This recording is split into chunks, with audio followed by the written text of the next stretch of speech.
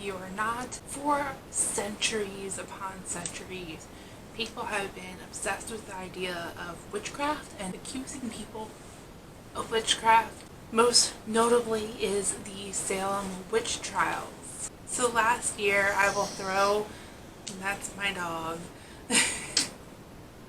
So last year I did a video called The Truth About Halloween. Basically it was a funny video. I read a pamphlet that a Mennonite had given me, and it talked about witchcraft and it talked about devil worshipping and how Halloween was that of the devil and witchcraft, and I was given this at a Halloween festival. So kind of keeping up with that theme, I thought that we would discuss 20 reasons why you would be considered a witch in the 1600s. Number one, you're a female. Since medieval times, there has been an aspect of women that has been associated with witchcraft.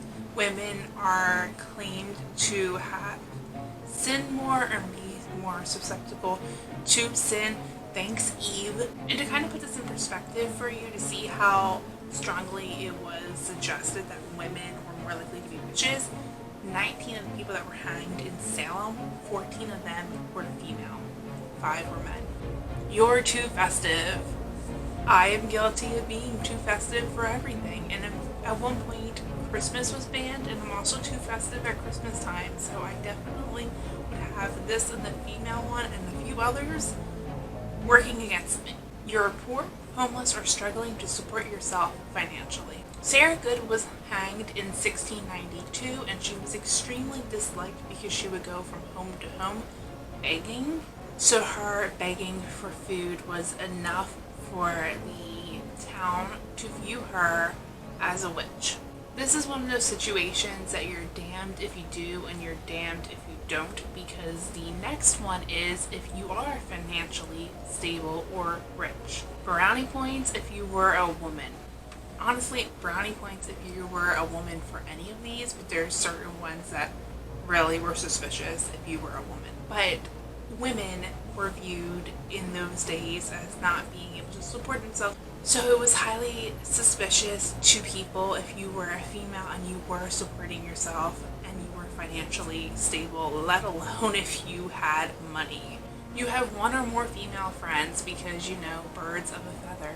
So basically a group of women that were meeting without a male to supervise was deemed a coven. You're old, and another damned if you do, damned if you don't, you're young. You had an argument with one of your friends. So a lot of times people would use this to deflect from their own accusations.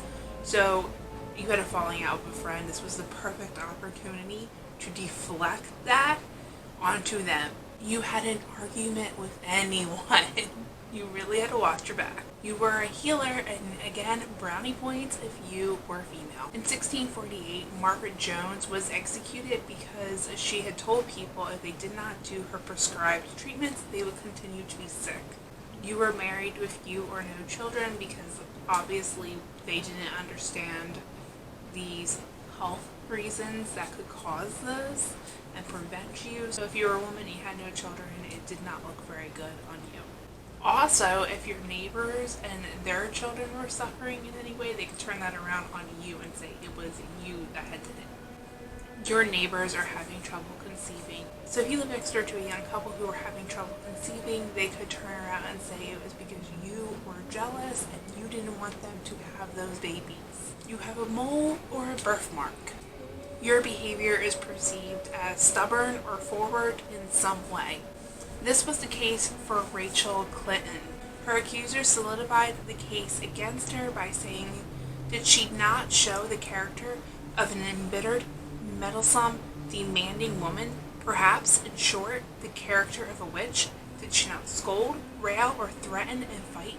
Your behavior is perceived strange, or you are perceived to be strange in some sort because being different was not something that they liked. It was frowned upon back then. How could you be different?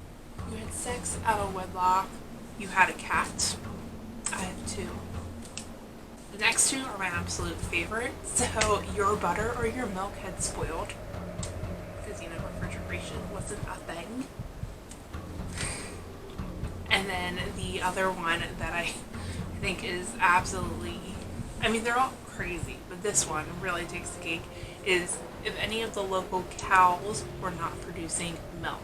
So the people could blame you for that. Say, well, my cows aren't producing milk because she lives next door to me and I think she's a witch.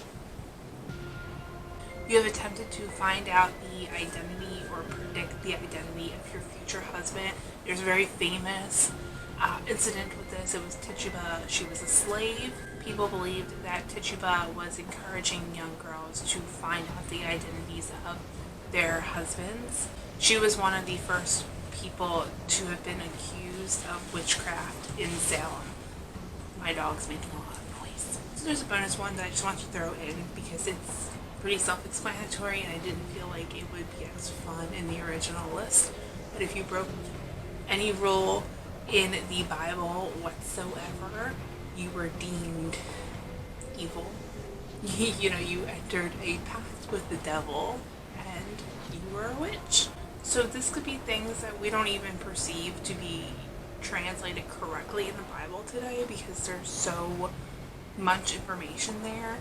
And if you do a deep dive with translating, it can get a bit muddy. So things that they believed back then may not be something that you would believe in today if you believed in the Bible. Let me know how many you had. Let me count how many I have right now. I have a few. You're a woman, you're too festive.